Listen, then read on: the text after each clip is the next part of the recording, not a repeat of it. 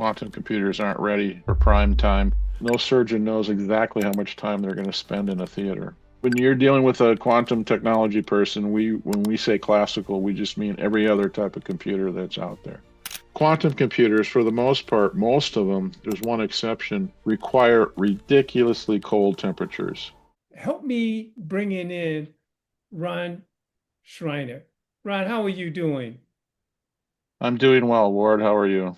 Great. I'm glad to have you here because this is information I know people are going to be able to use. I know we had a little conversation earlier about, this really helps hospitals with 50 or more uh, employees scheduling their surgeries or whatever have you. Um, there are some dentists out there with 8, 9, 10, 20, 30 offices, and they're ranging anywhere from 50 to 1,000 employees. So I know some of the information that you're going to share with us today is going to kind of cross those lines and get people to see some things that they haven't been seeing or even thought about in the past. So can you tell us what is B2Quantum and what are you guys doing over there? So for the last, I'm going to say a year and a half, coming up on 2 years now, um, uh, what we've been doing is acting as quantum technology subject matter experts, so to speak. And for the most part, we've been doing consulting and use case development um, based on the quantum computers that are available today that can actually bring value to a business. This is again some of the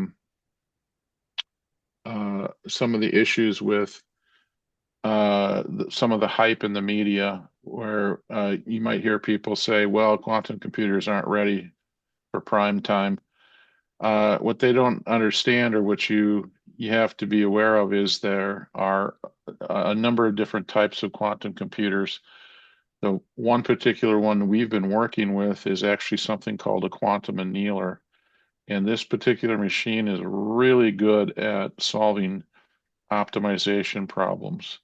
Now, the other types of quantum computers that are out there can solve a whole array of additional problems. They tend to be what we refer to as gate-based quantum computers. The issue we have with them is they haven't scaled in size as far as we're concerned to be business ready, although they're getting plenty of use in academia and research and development and moving the quantum discipline along. And so again, we haven't been focused on quantum gate based machines, but these quantum annealer based machines. And they have this uncanny ability to quickly solve optimization problems that are based on a large number of constraints. I could give you an example of a problem that has a large number of constraints that shows up in business, and that's something called workforce scheduling. So in workforce scheduling, if you have 40 or 50 employees that you need to schedule simultaneously, you will quickly run any classical solution out of steam. Just because even if, let's say you have 50 employees, but each employee may have 4 or 5 constraints attached to them. So even at 50 employees, you can be looking at a problem with hundreds of constraints. Hmm. Let's say you wind up with that problem turns it, and some of these constraints have to do with the for any given employee, what days can they work, what days can they absolutely not work, or what days do they prefer to work, might be another way to look at it. Uh, and so those are constraints. You have another sets of constraints that'll have to do with for any given shift, you have to make sure that one of those employees is a supervisor. That's a constraint that even though only a small number of employees are supervisors. All the ones that are not supervisors have to have that constraint turned off. So, but let's say you run into a situation within 50 employees and you're up in the 300 constraints. To solve that thing with any amount of uh, good quality on a classical computer, it becomes a 2 to the 200th power problem. Mm. This is a number that's so large. I mean, it's ridiculously large. You can compare it to the total number of atoms in the Milky Way, Oh. the whole universe, our whole galaxy. Mm. Uh, and you'll hear people talk about, well, even if I had access to every computer on the whole planet, I still can't solve that in a million years. Mm. And it's actually that million, it's more like a billion years. But and so quantum computers come along, and again, they're not doing brute force analysis, so to speak, but they have this ability to essentially test all the possibilities consecutive or concurrently. And this has to do with that superposition phenomena. So rather than me, again, like putting in a number, I have an algorithm and I put in the number 8 or the number 9 and say, okay, test my test my solution with number 9. Classical computer chunks it out, comes back, here's your solution. Okay, let's test it with 10. Oh, with 10, it's slightly better. Let's test it with 11. Oh, got worse.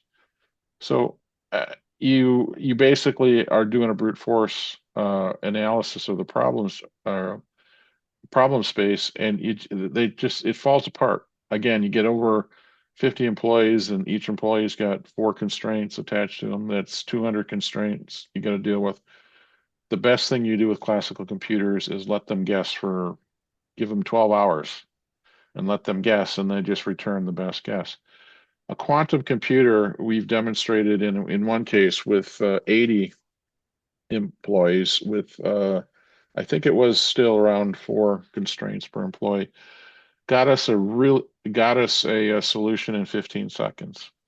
And again, this has to do that with the fact that it simultaneously tests all of the possible uh, results. And this is not at all like just having a whole bunch of computers and put them in parallel. No, this has to do with that phenomenon called superposition, where um, uh, uh, the information is actually in an infinite state of all the possibilities. And by manipulating the states of when you so quantum computers are based on something called qubits. You bring a whole bunch of qubits together, and you run these quantum algorithms, which are programs that basically initialize the qubits, get them to entangle with each other, which is an unbelievable phenomena that can actually allow you to tailor your algorithm pretty precisely. And when you run it, again, it's you basically run it for all possible solutions, and it pops out the solutions with the highest probabilities. Quantum computer, now in this case, they don't guarantee you the absolute perfect solution. But what happens is they wind up popping out solutions that can range from 10, 20, 30% better than what classical does. But more importantly, they can like in this one demo that I ran with an employee scheduling, it did it in 15 seconds, and it had 0 constraint violations. So you can't now there might have been other solutions, but you can't get any better than 0 constraint violations. Okay, so when I ran the same problem on classical, I'm sorry, this is a different problem, but uh, we did a calculation to figure out how long it would take for classicals to crunch and to generate uh, enough guesses to be within the ballpark of that probability. And we come to the conclusion, even with a fairly healthy machine or even a data center with a number of GPUs, and you let them run for 12 hours, uh, they they it can only sample a tiny fraction of the problem space. So the probability now the chances you always have the chance that it'll just magically guess a really good solution, but you can't count. You never can count on that. Yeah, And 'cause- and for the most part, that never happens. I've seen it happen once, but for the most part, and then it wasn't repeatable. It was bizarre. Mhm. It so that's workforce scheduling. And I just was working with some people um, who mentioned that hospitals have an issue with scheduling surgical assets. This has everything to do with the surgical theater, to the surgical equipment, to the medical providers required, to the support staff required, to believe it or not, they have to worry about who's going to clean up the OR. Mhm. To make sure they have because you can't if you don't clean your operating theater as soon as you're done with it, you can't use it for anybody else. So all that has to be scheduled. And one of the main things with surgery is a lot of medical providers would understand is no surgeon knows exactly how much time they're going to spend in a theater. So so there's a potential here. Now we haven't built this yet, but everything I've looked at says it's basically just it's another workforce scheduling issue that has physical assets that tied to it. And physical assets might be certain types of diagnostic equipment that has to be in that particular OR for that surgery. It might be a high valued piece of equipment, and what that means is they can't put one in every OR, so it has to be moved around. So you not only do you have to schedule the equipment, you got to schedule the staff to move the equipment. It's I hadn't realized how complex that problem is for hospitals. So it's definitely something that we're going to start looking into and see if we can attack it with a quantum solution. Mhm. Oh, that's So, I mean, I can talk on and on all day about use cases. So if you have any other questions or you want to, yeah. I want to back up a minute and ask, what is when you say classical? I have an idea what you mean, but just for clarity, can you explain what the difference between what first of all define clarity? I mean classical, and then um, match it with quantum or uh, well, how about we do a comparison? Yeah. comparison. Okay. That's what I was looking for. Yeah. Okay. So, when we when you're dealing with a quantum technology person, when we say classical, we just mean every other type of computer that's out there. Okay. You have a cell phone. I have a Mhm. cell phone. This is a classical computer. Right. It's basically every classical computer out there is based on bits. Hmm. They're almost everything is still based on the Van Neumann uh, architecture, which is a very simple process of fetch an instruction, execute it, save the results in an accumulator somewhere, repeat endlessly.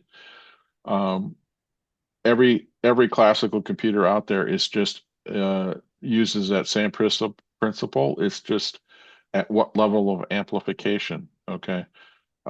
We have CPUs today that have billions of transistors on them. So they're doing that exact same process, but at speeds that nobody ever could imagine, 40 years ago. But it's the same technology.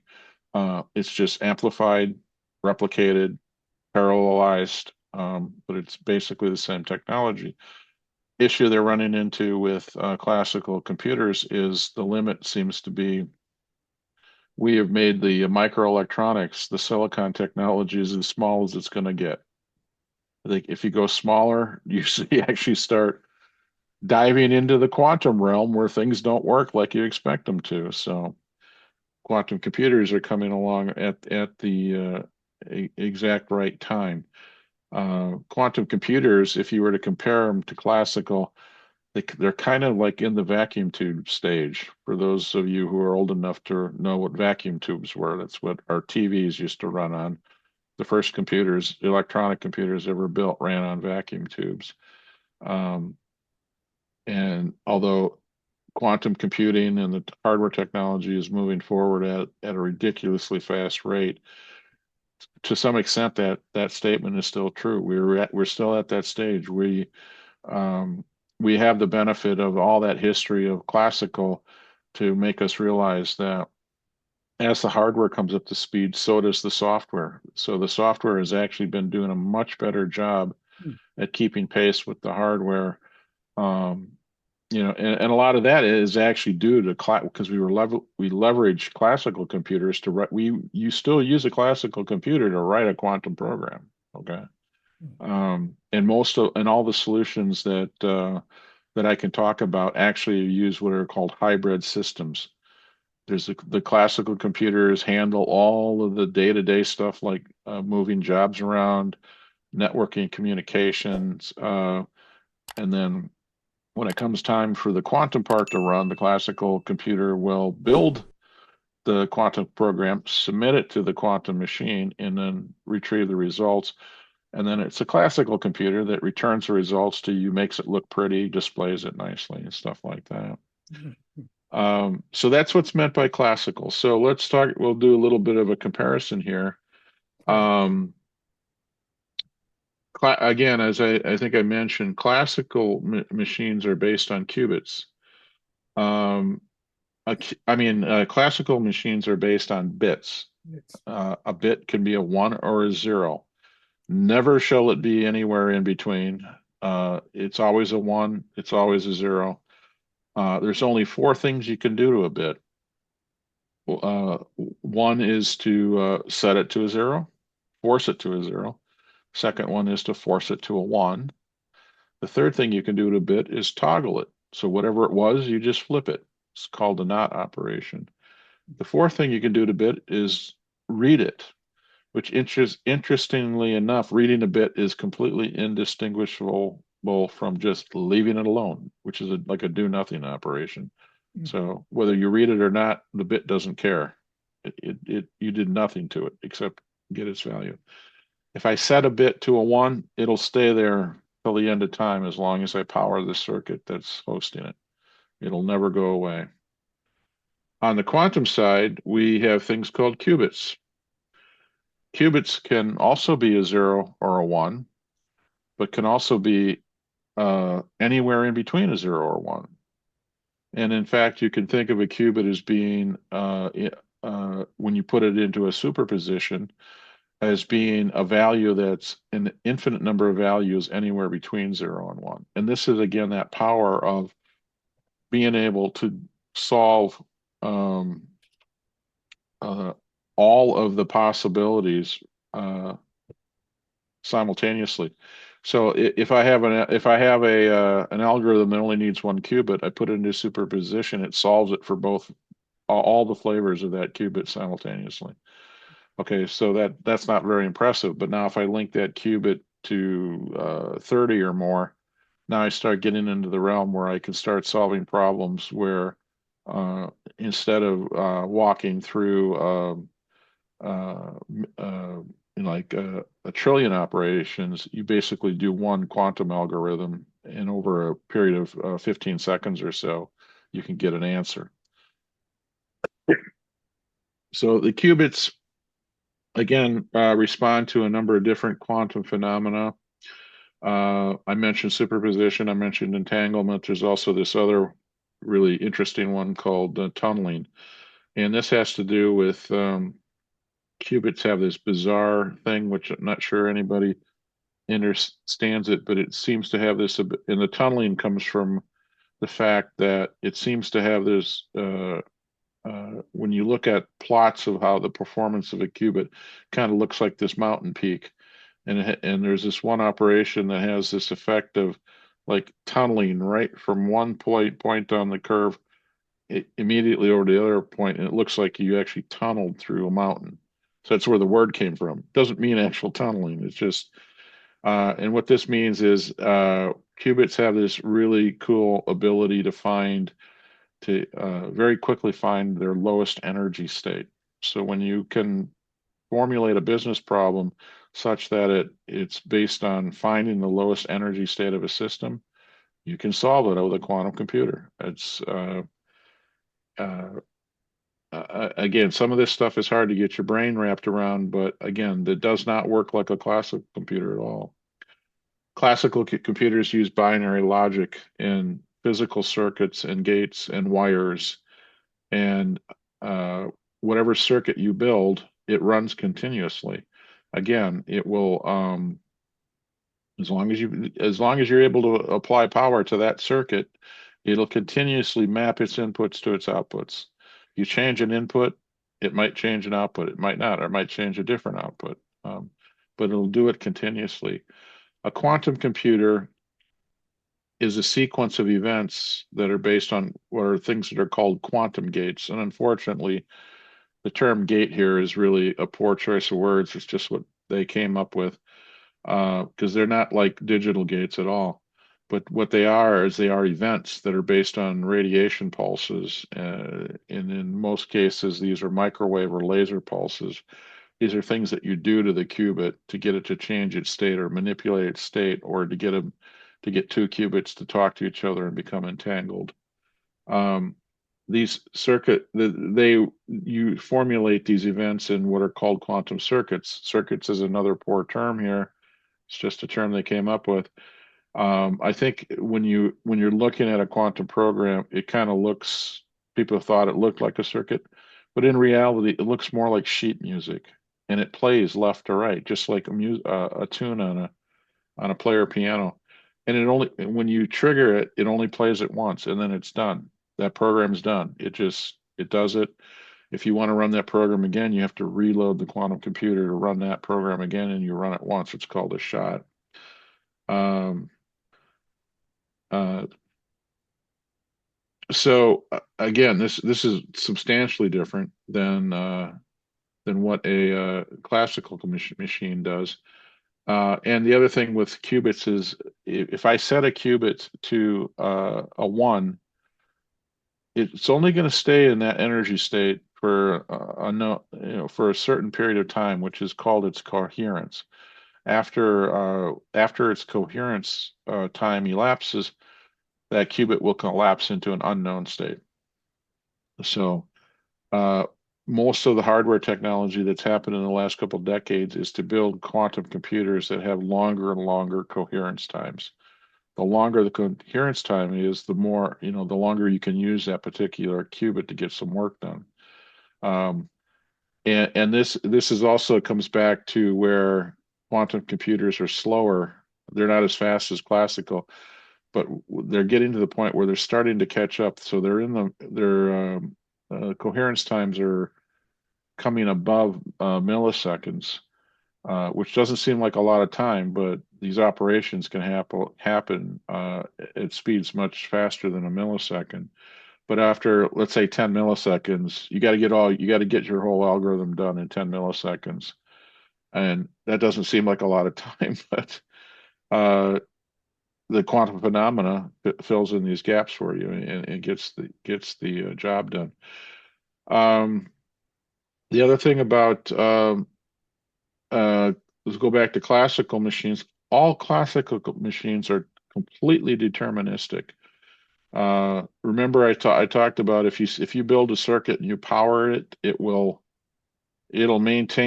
continuously do that algorithm till the end of time until you lose power. And not only that, is they're deterministic in the sense that um, anytime you run a program through that circuit, the odds are very good that, some ridiculously high percentage of the time you always get the same answer. Hmm. The only times, like in digital circuitry, and our whole world relies on the fact that classical computers in general don't make mistakes.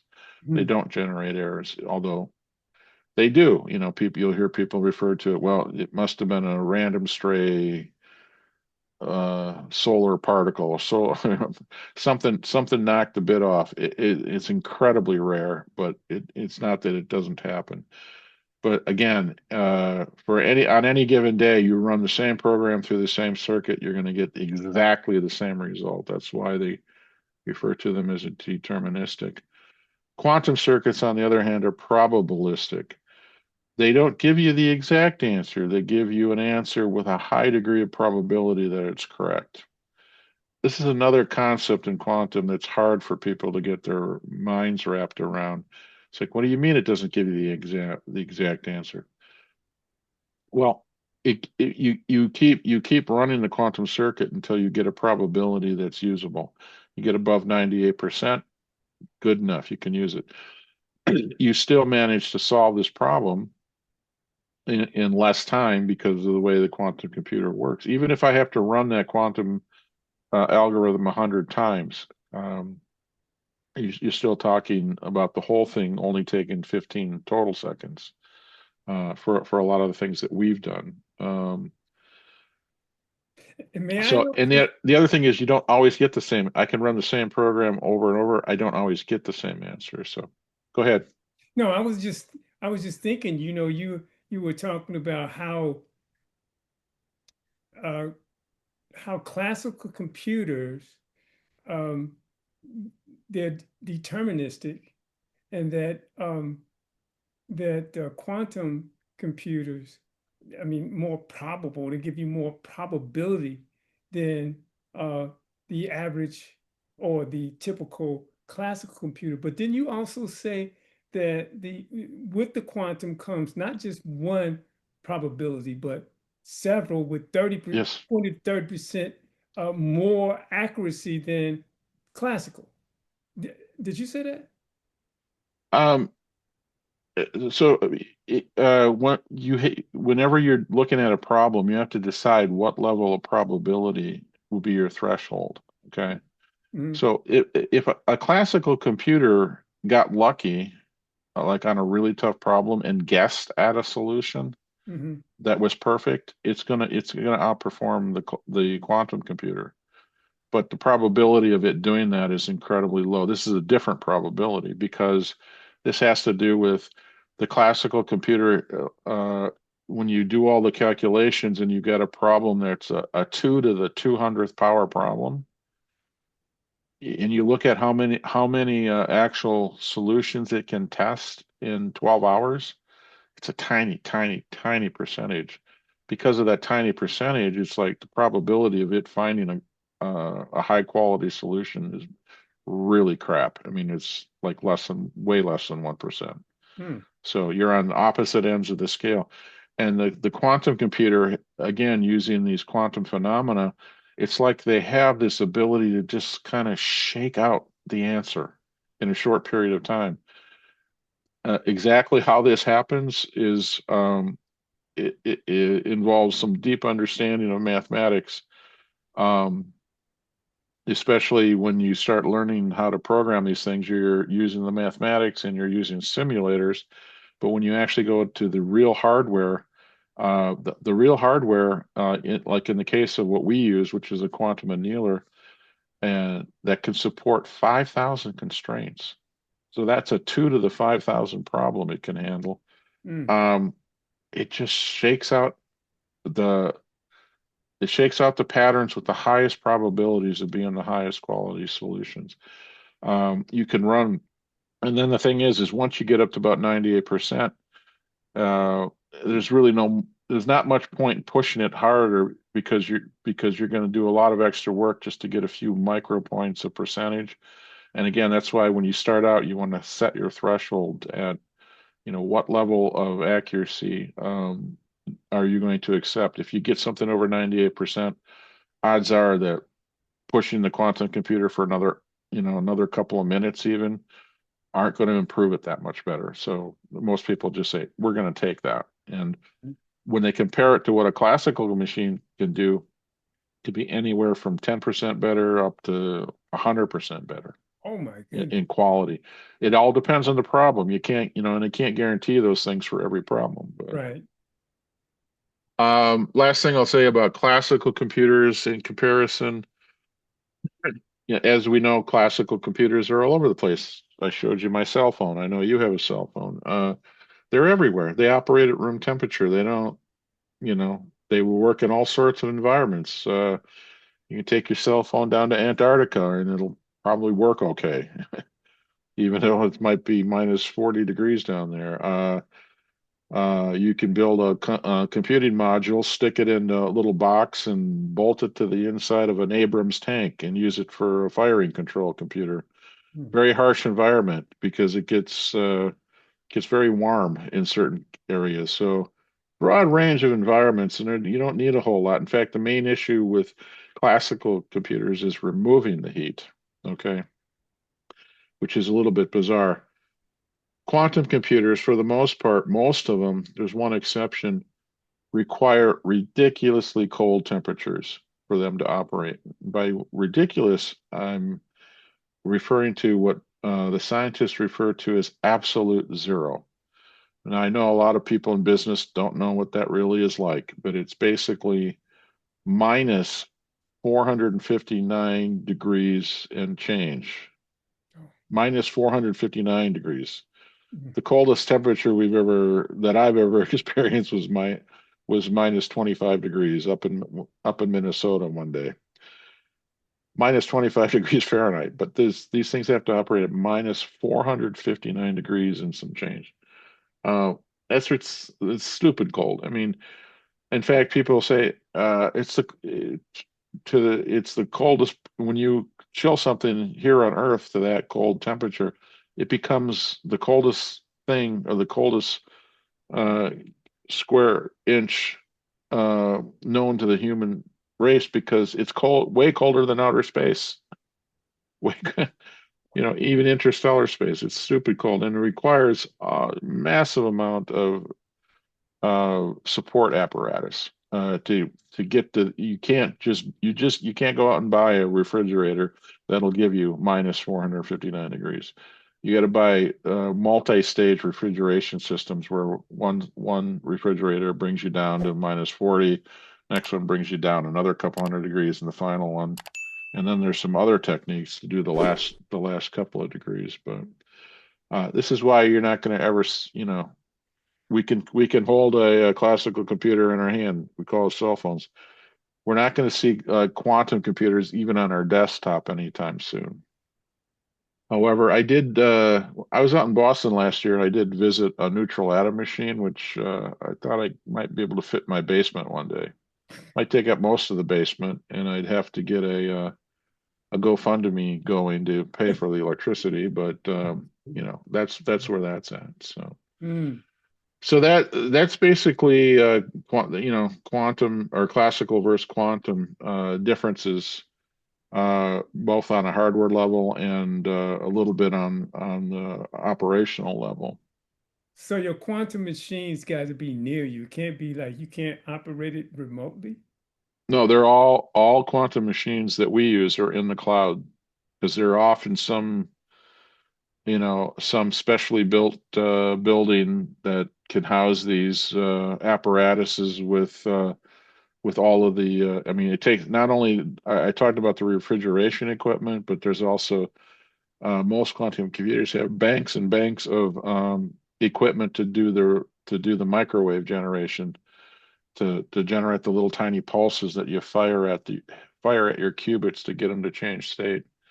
um, so these things are all in specially built facilities and are accessible. Really, everything that's out there right now is only accessible via the cloud. You sign up, you subscribe to use, and you access the quantum computer through an API. Um, some who knows someday.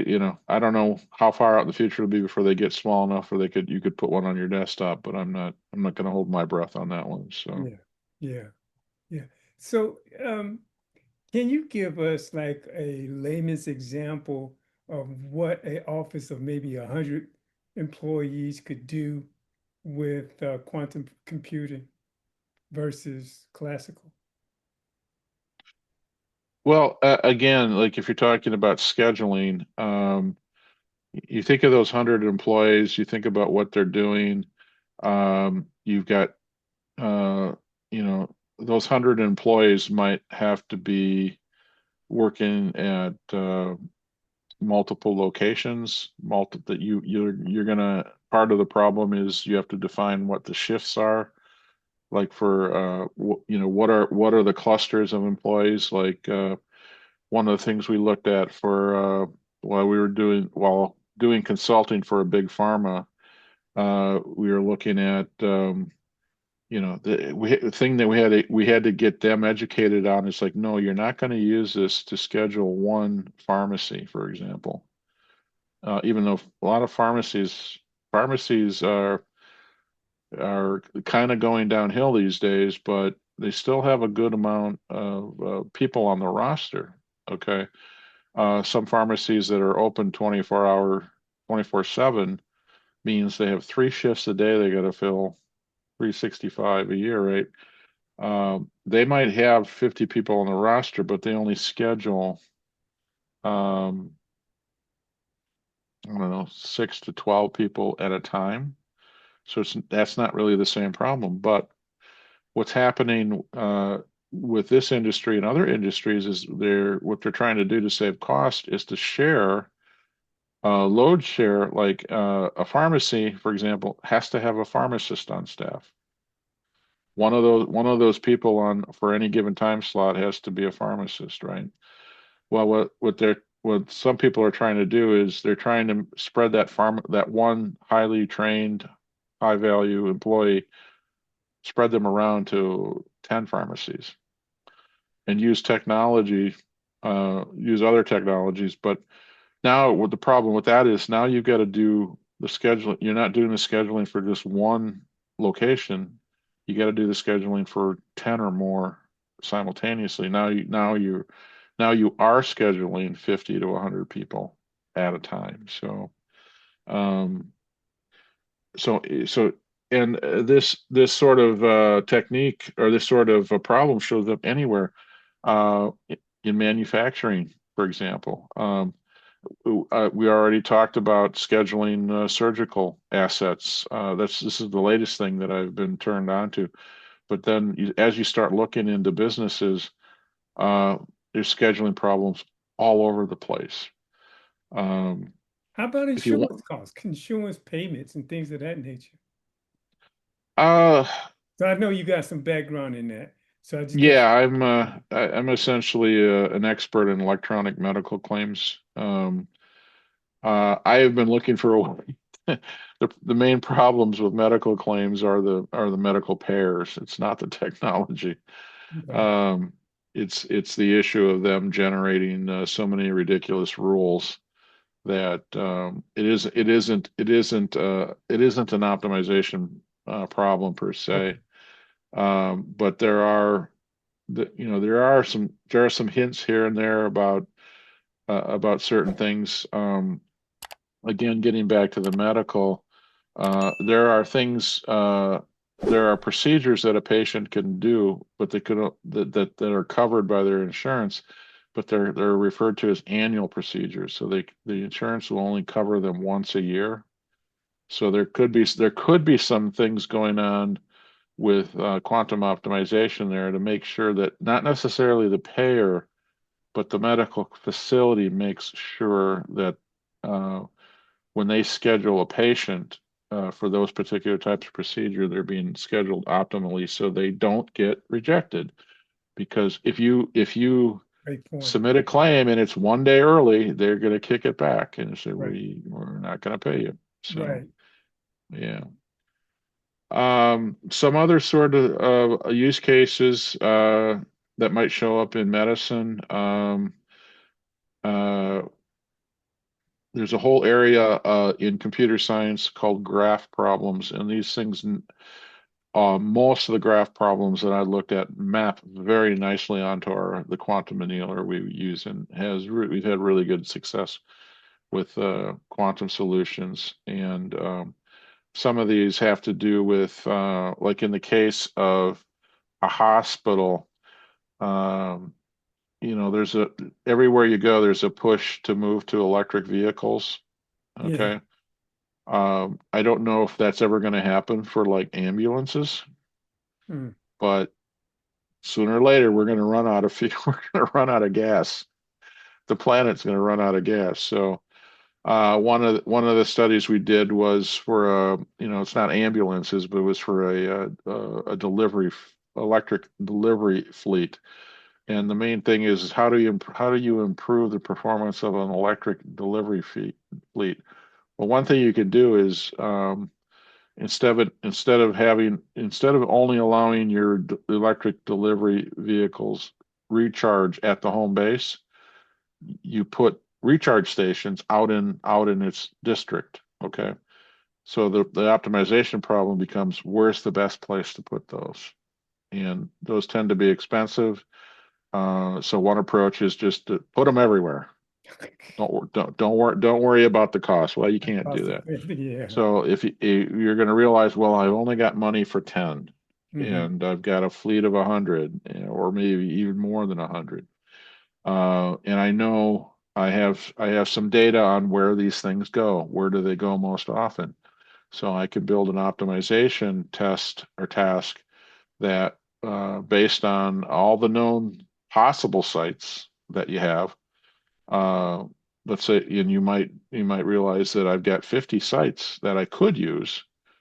Which 10 of those sites, for example, will give us the best optimal performance so that vehicles can get recharged when they need to, uh, by having them uh, placed at the proper distance from the home from the main station. You can effectively double the range of an electric vehicle. So, for example, a vehicle could go out, do its deliveries or its pickups, get to the end of its range. Its battery might be dead, but that might just be exactly where the quantum algorithm told you to put a recharge station. Hmm. So they can recharge and come, they don't have to go all the way back to recharge. They can recharge out there. Um, once you have that ability, you could go out, you doubled your range, you can recharge, and then you may have do more pickups and deliveries, or you do deliveries on the way out, do a recharge, and do pickups on the way back in. You know, there's uh, these are, sometimes it sounds simple, but these are incredibly tough problems. Just because of the number of constraints and the number of variables that are involved in them. So, um, one of my favorite demos that I've done has to do, and I'm not sure where this works in the medical land, but it has to do with optimally packing shipping containers. And we were able to show that this is the one where I was actually able to run quantum and classical side by side. And I had one test or one experiment I ran for a given shipment of a set of random size packages. The quantum computer was able to pack them into a standard shipping container in 15 to 18 seconds.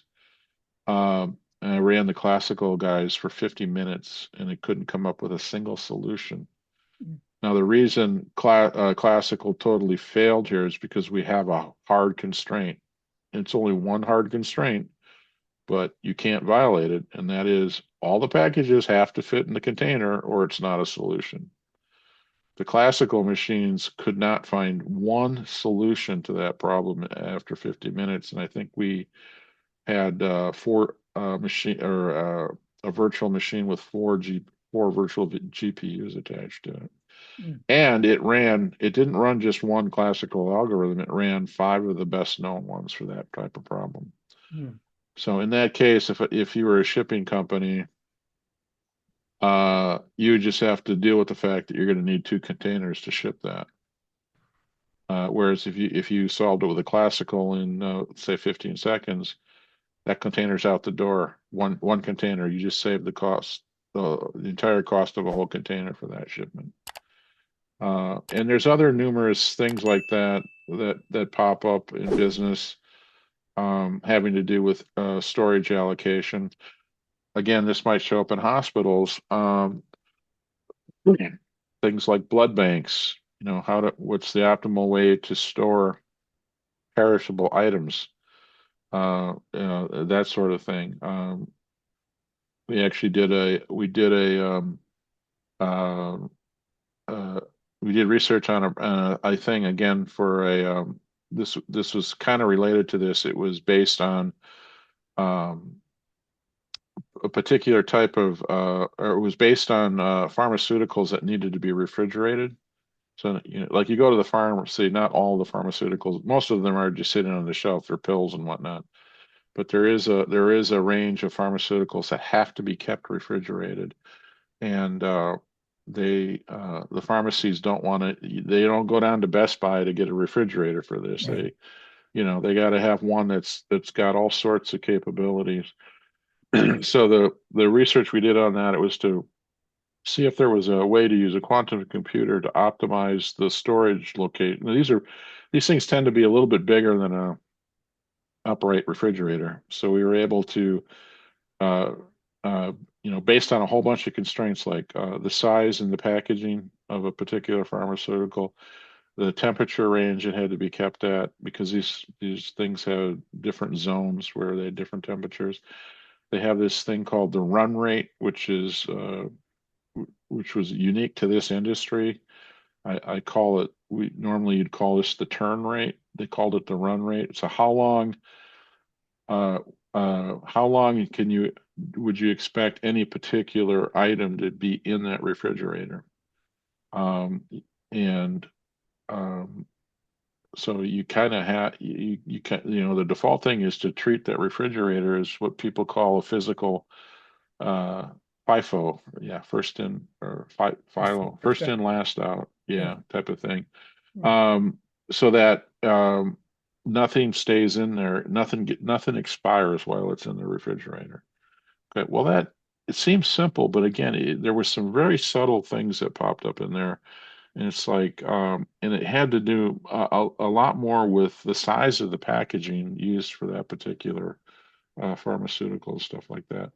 But when you look at it, it became, they had actually a couple of hundred pharmaceuticals, and that they all they need to keep refrigerated on site. Okay, um, so another optimization thing that they just had given up on was like, what should our retention capacity be?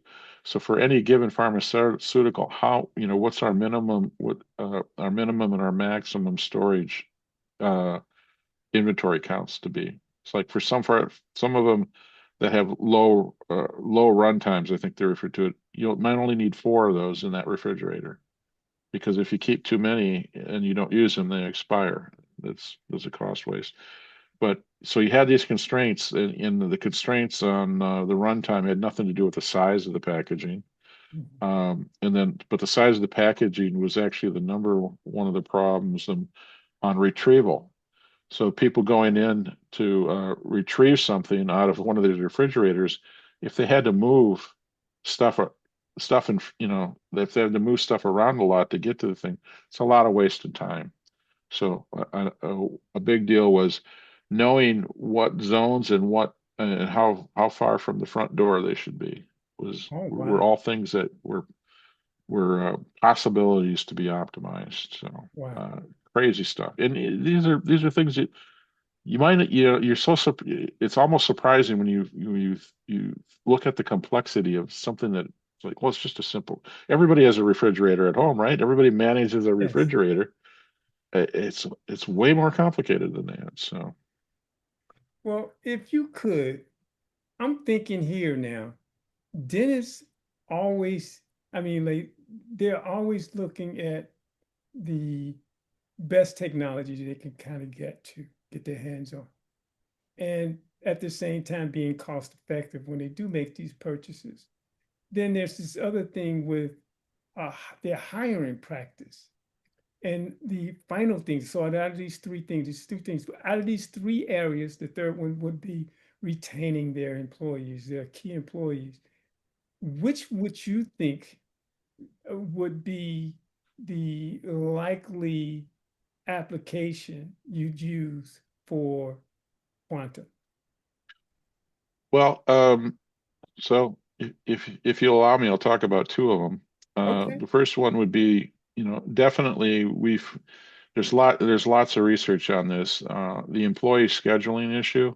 Yeah. Now, for a dentist office that might be one or two practitioners, Hmm. they're, as of today, they might be right on the border whether it's worth it for them to do Right. it. But the whole issue with highly optimized workforce scheduling is you get input from the employee. So the employee is telling the system what days they want to work, what time slots they want to work. They're telling the system what days they can't work. Um, they're also and I don't know how prevalent this might be, more in the medical. It's more prevalent like in manufacturing. Do you have labor laws to deal with? Do you have union laws to deal with? These all become constraints on that schedule. But the one thing that people have documented that is that when the employees have input to the problem that needs to be solved, they tend to be more happy about what's going on. If they tell the system I can't work on these days and it doesn't schedule them on those days, they tend to be happier. Ah, Happier employees means less turnover. yes. Um, less turnover. Turnover is costly. Yes. I even in a dentist office probably has a cost of induction onboarding. Absolutely. No matter what point they are in the team, they Yes. have a cost of onboarding. Okay, Yes. so that's one area that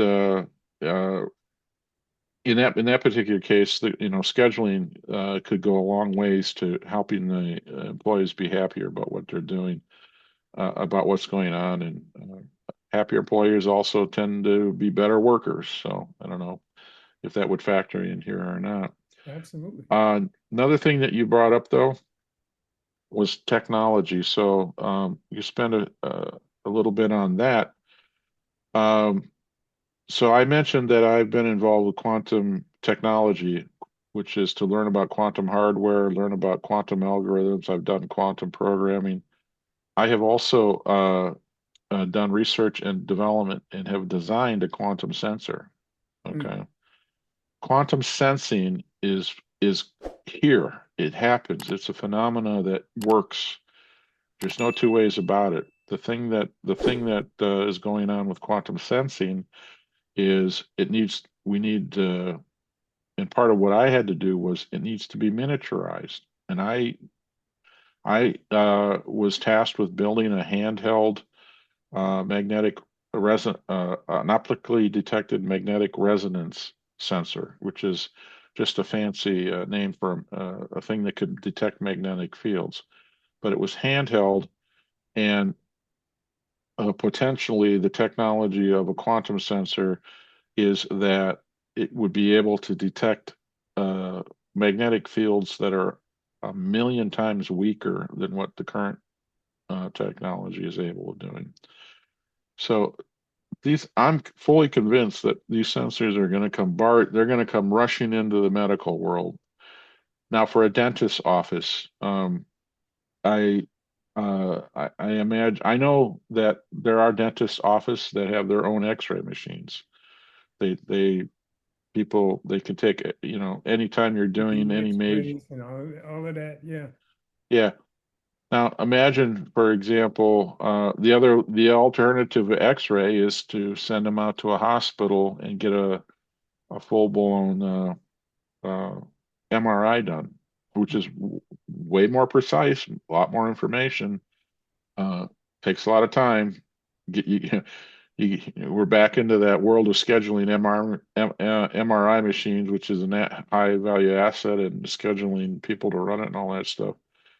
Uh, Imagine, if you will, an MRI device that fits in the palm of your hand, and basically you would put it on a patient in a dentist's office like a hockey mask. And in a couple of seconds, or maybe a couple of minutes even, it's going to map everything that you would get from an X-ray and even more. And it has the benefit of it doesn't use radiation. It's Oh, totally passive. yeah. It's basically uh, just picking up the natural energy that's in every molecule, in an organic body. And And this is a again, quantum machine. that we're talking This about? this is a quantum sensor. Sensor. Okay. So Wow. these sensors have the ability to measure these tiny magnetic, actually they can measure incredibly tiny magnetic fields, incredibly tiny electrical fields, and incredibly tiny temperature changes. Okay. These things have all been demonstrated. They're out there. Right now, if you want to build a quantum sensor that has really good accuracy, it takes a laboratory full of stuff to make it accurate. So push now is to miniaturize that, build the thing that I developed probably was only slightly better than a traditional magnetic sensor, but the technology itself has again the ability to be a million times more sensitive. Now, and then the other thing is quantum sensors because they are quantum sensors, they're tiny to begin with. But it's the support electronics to run one sensor, it becomes the issue. So looking for ways to run, say, a couple 100,000 sensors that are in that hockey masks and then collect the data from them and do it in a short period that would be the challenge. But it's coming. I've had my hands on this technology. It works. It's coming. It's coming. Along those same lines, if you step outside of the dentist office, imagine instead of again having to go to a hospital for an MRI to do a brain scan or do other types of brain scan, you just put a helmet. Patient wears a helmet instead of this big monster. You've seen an MRI Oh machine? yeah. Yeah. Instead of and there, people, everybody I know, they talk. I had one last year, I think it was. Um, and I never considered myself claustrophobic ever. And I was happy to get out of that machine on the last go. So, Understood. and it was just so tight. Yeah. Um, but so imagine being able to do a brain scan by just, putting on a helmet On and a helmet. sitting there for a few minutes. Yeah. So technology is coming fast and furious, and everybody should keep their eyes open, keep learning about what's happening. Some of this stuff may be here faster than we think. So, One of uh, the things that and I guess before we close, can you talk a little bit about security using quantum? Uh, what goes with that? I mean, how is it different? How does it differ than what we're using right now? okay. So relative to a dentist's office, I don't think they have too much to worry about.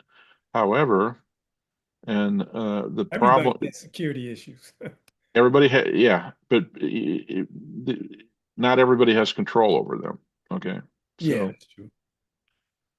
here's the deal. This is called post-quantum cryptography. Okay. Hmm. Back in the 90s, a real bright gentleman by the name of Peter Shor uh, realized that because they had already theorized that quantum computers were possible. They hadn't built one yet, but the theory was there. He came up with what's called the Shor's algorithm, and he devised a way by using a real using a quantum algorithm to crack encryption keys. And it's a specific type of encryption key. These are called two-part keys. One of the keys is used to encrypt a message, and the other key is used to decrypt the message. Mhm. And this has been working for decades now, for quite some time. And the beauty is you can't infer one key from the other key. So, uh, for a quick example, if I want to send a message to you, Ward, I create a set of keys. I have a private key and I have a public key. I give you my public key and I say, encrypt a message and send me your message with my public key.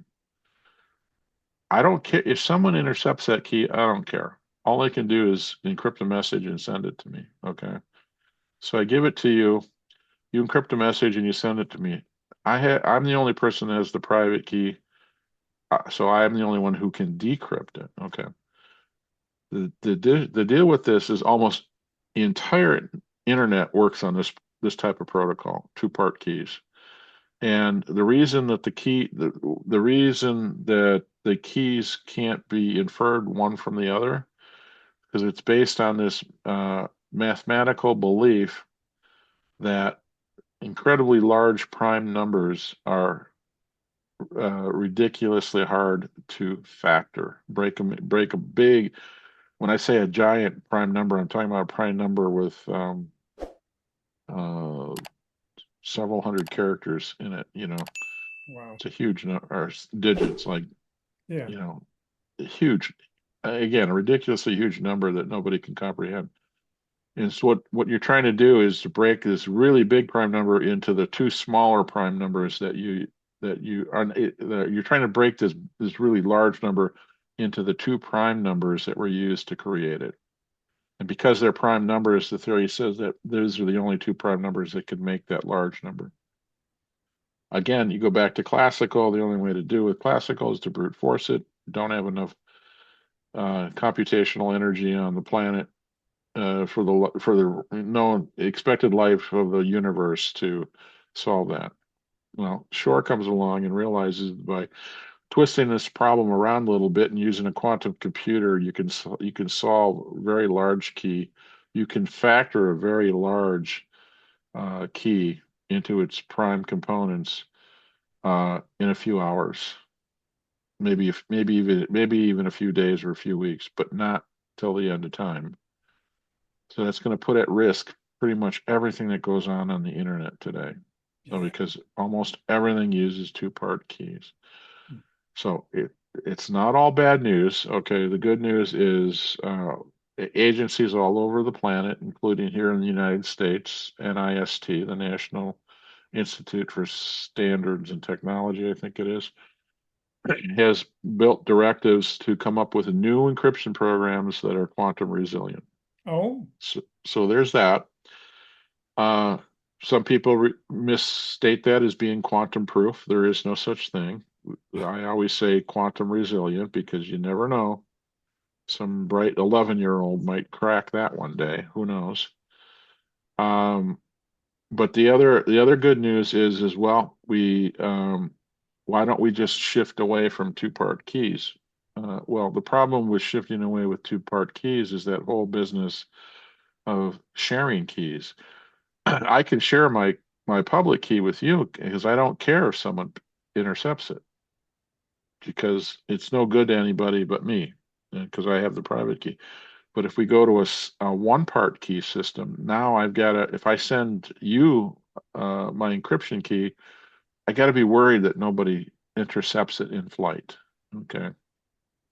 So I talked about it at the very beginning. Some of the good news is there's actually a quantum solution to that problem. It's called quantum key distribution. It leverages this thing that I mentioned called entanglement, which is the basis for a quantum algorithm, which is referred to as teleportation, another unfortunate word.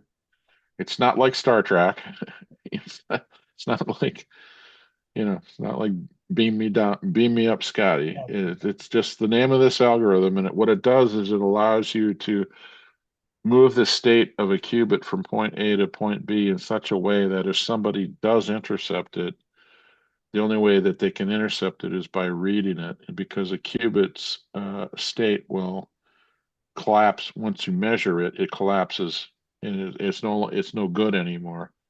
The person who reads it collapses it and has no way of knowing what the original state was, so they can't recreate it, and they can't do a man in the middle attack. Okay. There are companies out there right now that are building quantum key distribution hardware. Again, it was yesterday. I was meeting with people out in Colorado. They're building some new quantum network. It's called quantum networking, but it's mostly key distribution stuff. Uh, a big player in this space is Nokia. They Hmm. make they make the key distribution hardware. The right now the main problem is this only works you can only do the key quantum key distribution on a single piece of fiber. There can't be anything in the middle. So current fiber lengths are about in the depending on who you talk to, is right around 12 kilometers. That's the longest the fiber can be. So what the quantum networking people are doing is trying to figure out how to build quantum routers and repeaters and stuff like that. So, but uh, like in New York, where all the big financial exchanges are, a lot of brokers live across the river in or have offices across the river in New Jersey because the rent's cheaper there. So these businesses have invested in these quantum key distribution networks because they're only a mile away, so they're well within the range of a single fiber, and they can securely trade keys so that they can't be hacked. So far, as of today, they can't be hacked. But so that's the good side of the security thing. But for most people, they don't have to worry about it. But if you are a software producer, a cloud provider, any sort of IT resource provider, you need to be aware about it, and you probably stuff you need to do. On the consumer side, though, uh, what people need to start, they always tell you this anyways, change your passwords all the time, right? How many times have you heard that? Well, that's become more important than anything now. Change your passwords. Do it a couple times a year. Um, the other thing is try to be aware of it. Do you have any data within your system that you control personally that was encrypted? Be aware of what you have. Um, uh, if a bad entity has stolen your data, maybe they can't decrypt it, but they can file it away, and maybe in a couple of years, when quantum computers break the key, then they can decrypt. So it's called a store now, decrypt later.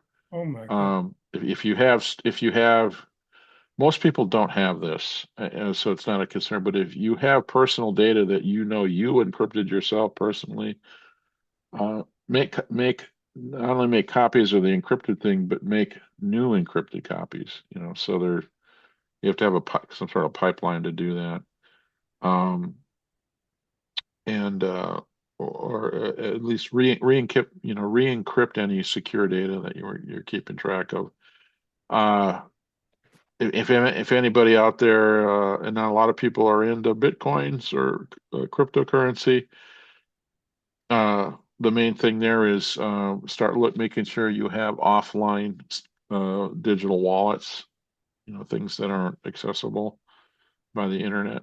And there's some solutions there. If you're not using one that's totally offline, might want to think about transitioning to something like that. So that's the short story for PQC. Awesome. Uh, I don't think too many people need to be aware of it. Probably don't need to do too much, but again, if you're in an industry where you're providing stuff, you're going to need to do stuff about it. But and again, it's coming. It'll happen. We just don't know exactly when. Hmm. So Yeah. Well, thanks for that, Ron. Uh, I guess finally, can you tell people if they wanted to um, use your services, what would they need? What kind of questions would you want them to answer for you all to do business? And then how could they get in touch with you? to get in touch with us, you can visit our website. It's b2quantum.com. Um, I can also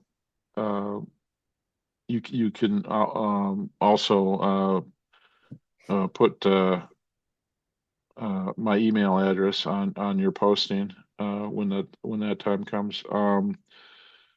Uh, so if somebody thinks so for right now, um, you the type of questions that we're going to ask you, maybe this should be posed as what are the answers you should have uh, when you're interested in looking at quantum is we're gonna want to know what the size of your problem is. There's a lot of things you can do with quantum computers, but if the problem's not big enough, it may not produce a return on investment. You're not probably not going to want to spend any time on that. the vast, pretty much everything that our company is doing right now is optimization basis, optimizing things, uh, and basically the types of problems that can be broken down into yes, no questions. Okay, Mm. this is why these graph problems fall into play. Another area we didn't really talk about is like route planning for deliveries. I talked about positioning assets, but um, have a good idea of, we come to us, the first thing that you should let us know is what are your big pain points? What are the things that you'd like to optimize? Um, the truth is not every, even within optimization, not every optimization problem is a good candidate for quantum, but a lot of the stuff I talked about today is, like locating assets, planning routes, optimizing schedules, those sorts of things. So the things that you need to come prepared with if you want to talk to us is, know what the size of your problem is, know where, let us know where your pain points are, um, that sort of thing.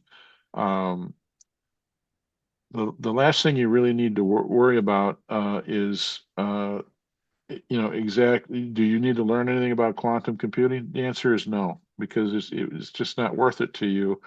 This is where what we would be looking at doing is building a solution for you that you can use on a daily basis. Okay, and eliminating the need for you to become a quantum physicist or or even anything remotely close to that. I mean, even the quantum computing, the development of the algorithms is so different than classical. And it's like, um, just know what your problems are, know how big they are. Um, uh, Ideally, let me know if you have a way to measure the quality of a solution. So, for example, whether it be a scheduling issue or a routing issue or asset placement, make sure you have some idea that that you have some idea of how you would go about testing any. If I came up with a solution, I want you to understand uh, how you would test it to know what the quality of that solution was. So those are the main things. So Oh, that's great. Ron Schreiner, thank you so much for visiting us today. This is a different twist, if you will, of information that we've been able to share on the Wealthy Dentist podcast. The Wealthy Dentist podcast is built on connections, opportunities, and meaningful conversations that help jumpstart careers and boost the ROI on your business. Is there a topic you're passionate about or someone in the dental community who should share their story with us? We want to hear from you. Email your suggestions to the Wealthy Dentist Podcast at gmail.com, and let's create content that informs, inspires, and uplifts the dental world. Your ideas could spark our next big conversation. Let's make it happen. I'm Ward Powell, your host at the Wealthy Dentist Podcast, thanking you for being a part of our journey.